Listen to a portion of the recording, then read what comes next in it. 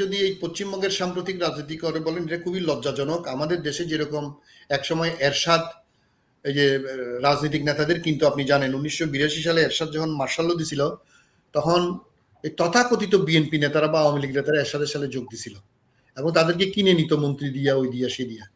ঠিক পশ্চিমবঙ্গে এখন আমি সেটা দেখছি। আমি আশ্চর্য হয়ে গেছি যে এই মমতা ব্যানার্জি ভারতের রাজনীতিতে সে একটা ইনস্ট্যান্স তৈরি করছিল। একটা সাদা শাড়ি, একটা স্যান্ডেল পরে সারা জীবন 10-15 বছর ধরে ভারতের একটা অন্যতম বড় রাজ্যের মুখ্যমন্ত্রী ছিল এবং একটা ফ্ল্যাটে থাকতো এবং তার যে সিম্পলিসিটিটা আনবিলিভেবল। অথচ এইবার তো আপনি জানেন 91 লাখ ভোট চুরি করে তাদের নির্বাচন কমিশন এবং বিভিন্নভাবে জুট চুরি করে এটা করছে। কিন্তু করার পরে তৃণমূল কংগ্রেসে যেটা ঘটছে সেটা হচ্ছে এরশাদের আমলের ঘটনা। আমার কাছে আশ্চর্য হয়ে গেলাম। এই যে সায়নী ঘোষ নামে একজন লোকসভার সদস্য আছে এবং ইউসুফ পাঠান, আপনি জানেন ইউসুফ পাঠান যে ক্রিকেটার, তাকে অন্য রাজ্য থেকে এনে এখানে এমপি করছে। এগুলো সবগুলো বেইমানি করছে, এগুলো বেইমান, এরা মীর জাফর। এরা সবাই এখন তৃণমূল থেকে বের হয়ে বিধানসভায়, যেটা আপনি জানেন বিধানসভা মানে হচ্ছে রাজ্যের, এই বিধানসভাতে একটা আলাদা দল করছে 30-40 জন মিলে। শুভেন্দু অধিকারী তো বেইমান, সেও তো এখানে ছিল, তৃণমূলে ছিল 2021 সালের পর্যন্ত।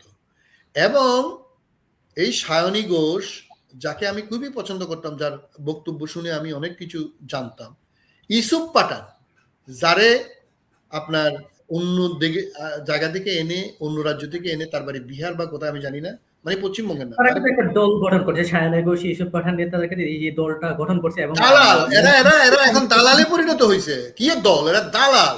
এরা লোকসভায় এখন নতুন ভাবে দালালি করতে বিজেপির সাথে যোগ দিছে। এই যে মির্জাফর গুলা আমাদের সাথে, যেরকম এরশাদের সাথে মির্জাফর গুলো, এই যে আনিসুল ইসলাম মাহমুদ টাহমুদ, এগুলা বিএনপিতে ছিল না, এগুলো সবগুলা দালাল। এগুলা রাজনীতির, আমি কি বলবো, মানে বেশি খারাপ ভাষা আর বললাম না।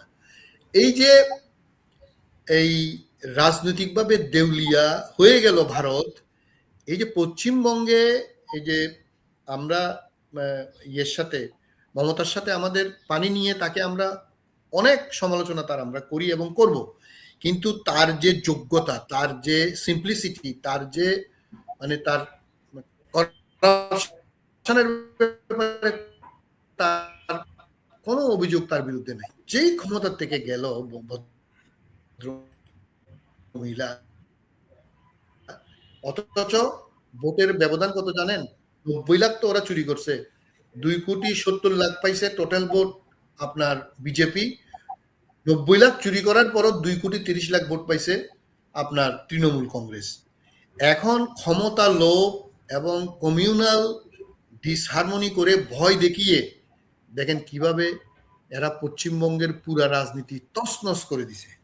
এখন ভবিষ্যতে কি হয় আমি জানি না। তো আমি বলবো ভারতের রাজনীতি আসলে, ভারতের গণতন্ত্র, ভারতের জন্য গণতন্ত্র, এই যে বলেন না 70-80 বছর তারা গণতন্ত্র টিকেছে, আসলে ভারতের গণতন্ত্র হচ্ছে 20%, 25% মানুষের গণতন্ত্র।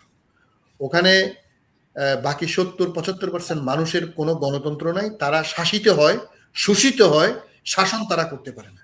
উচ্চ বর্ণ এবং ব্যবসায়ী, সেখানে আমলা, মিলিটারি, আপনার কি বলে, মানে সিভিল মিলিটারি 2 আমলা, ব্যবসায়ী, রাজনীতিবিদ এবং যত বড় বড় সরকারি বেসরকারি বিচারপতি থেকে শুরু করে মানে লোকসভা, বিধানসভা, রাজ্যসভা, সকল স্তরে, আর্মি, জেনারেল, নেভি, এয়ারফোর্স, এই 20-25% মানুষের আনাগোনা। সেখানে মুসলমান বলেন, সেখানে অন্য ধর্ম, বৌদ্ধ, খ্রিস্টান বলেন, এবং 40 ভাগ বা 45 ভাগ যে দলিত আছে, যারা উচ্চবর্ণ ছাড়া, ব্রাহ্মণ কায়স্থ ছাড়া, এই বাকি যারা আছে, তারা আসলে ভারতের কোনো শাসন করার কোনো ক্ষমতা কোনোদিন পায় না, অদূর ভবিষ্যতেও আমি দেখতেছি না।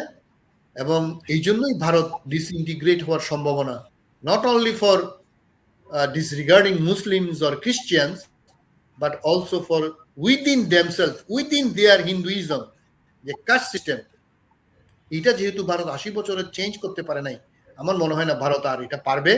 এবং এইসব আলামত আমরা দেখতে পাচ্ছি পশ্চিমবঙ্গে। ধন্যবাদ। ধন্যবাদ আপনাকেও। আমি একটু ছোট্ট করে আপনার কাছে একদম ছোট্ট করে জানতে চাই যে মমতা বন্দ্যোপাধ্যায় তিনি আসলে কংগ্রেসে যোগ দেওয়ার একটা গুঞ্জন উঠেছে, যাতে দেখা করেছে তাকে বলা হচ্ছে যে তাকে কংগ্রেসের সহ সভাপতি পদ দেয়া হবে। আপনি যদি ছোট্ট করে যদি আপনার কাছে হ্যাঁ, এটা শুনছি আমি। সোনিয়া গান্ধী যদি তারে ফোন করছে, একটু ফোন করে বলছে যে তুমি তো কংগ্রেসেই ছিল। আপনি জানেন ভারতের পশ্চিমবঙ্গের যুব কংগ্রেসেরও সভাপতি ছিল একসময় মমতা। খুব সম্ভবত 2005 সালে বা 6 সালে সে তৃণমূল কংগ্রেস করছে। তো ভারতের রাজনীতিতে যে টালমাটাল অবস্থা, আমার মনে হয় বিরোধী দল এক হওয়া উচিত। এখন মমতা যদি সেটা গ্রহণ করে, আমার মনে হয় খারাপ হবে না। কারণ এই যে যে 20-30টা আসনে বা 40টা আসনে যে হারছে, এখানে 10-20টা আসনে এই যে পশ্চিমবঙ্গের কংগ্রেস এবং এই যে সিপিআইএম এদের ইয়ে ছিল, এদের ভোট কাটার কারণে এগুলো ঘটছে। তো ভারতের কমিউনাল রাজনীতি যদি বন্ধ করতে হয়, এদেরকে যদি মানে একসাথে যদি মোকাবেলা করতে হয়, যেভাবে ভারতের মানে মানে আমি কি বলবো, মূর্খ, বেশিরভাগ মূর্খ মানুষকে যে এই যে উন্মাদ করে ফেলছে, এই যে ধর্মীয় উন্মাদনা সৃষ্টি করছে, এরপরে যদি বিরোধী দল যদি বিভক্ত থাকে, তাহলে ভারতের সম্ভাবনা নাই। আমি মনে করি এটা এটা মমতার ব্যাপার, তারা করবে কি করবে না। আমার মনে হয় যেভাবে তার দল ত্যাগ করে এরকম তার নেতৃত্বকে চ্যালেঞ্জ করে চলে গেছে, এখন তার কংগ্রেসে ফিরা ছাড়া অন্য কোনো পথ আছে কিনা আমারও সন্দেহ লাগে। তাই আমি বলবো she should return to Congress. এবং শুনলাম ওই যে অভিজিৎ বন্দ্যোপাধ্যায় যে দ্বিতীয় যে নেতা এবং তার ভাতিজা, তাকেও কংগ্রেসের সেক্রেটারি করা হবে বলা হচ্ছে। আমার মনে হয় সেটা ভালো হবে।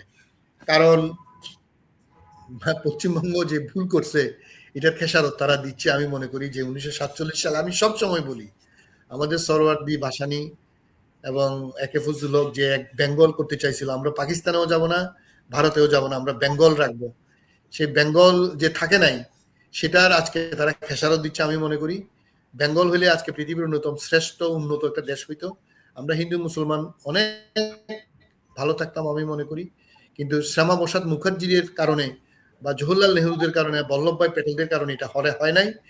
কিন্তু আজকে 80 বছরে ভারতের একজন প্রধানমন্ত্রী বাঙালি হইতে পারে নাই, এবং ভবিষ্যতেও এটার হওয়ার সম্ভাবনা আমি এখনো দেখি না। সুতরাং তারা সেই ভুলের খেসারত দিচ্ছে এবং দিতে থাকবে। তবে আমরা পশ্চিমবাংলা, যেহেতু আমাদের ভাষা এক, আমাদের অনেক কালচার, আমাদের রবীন্দ্র নজরুল এক, আমাদের অনেক কিছু এক, তো আমরা তাদের শুভকামনা করি, ভালো চাই। আমরা সেখানে ধর্মীয় উন্মাদনা ধ্বংস করে ভারতের, বিশেষ করে মমতা বন্দ্যোপাধ্যায় বা কংগ্রেস বা সিপিআইএম, ওরা এক হয়ে যদি এই ধর্মীয় উন্মাদনা শেষ করতে পারে, অন্তত আগামী নির্বাচনে হলেও, তাহলেই হয়তো তাদের কিছু ভালো হবে। আর বর্ডারের ওই পাশে ভালো থাকলে আমরাও ভালো থাকবো। ধন্যবাদ। অসংখ্য ধন্যবাদ আপনাকেও আমাদের সঙ্গে সময় দেওয়ার জন্য। আশা করি আপনি ভালো থাকবেন, সুস্থ থাকবেন। পরবর্তী সপ্তাহে আপনাকে পাবো, সেই শুভকামনা জানিয়ে আপনার কাছ থেকে আপাতত বিদায় নিচ্ছি। ভালো থাকুন। আসসালামু আলাইকুম। Thank you. ভালো থাকবেন। আল্লাহ হাফেজ। ধন্যবাদ দর্শক, এতক্ষণ আমাদের সাথে থাকার জন্য। আপনারা শুনছিলেন এমজে আবেদিনের বিশ্লেষণ। তিনি আলোচনা করছিলেন গুরুত্বপূর্ণ বিষয়গুলো নিয়ে, যে বিষয়গুলো নিশ্চয়ই আপনারা শুনেছেন। এতক্ষণ সাথে থাকার জন্য আপনাদেরকেও ধন্যবাদ। আগামী সপ্তাহের অনুষ্ঠানের আমন্ত্রণ জানিয়ে, অনুষ্ঠান দেখার আমন্ত্রণ জানিয়ে আপাতত বিদায় নিচ্ছি। আমি মেহেদী হাসান।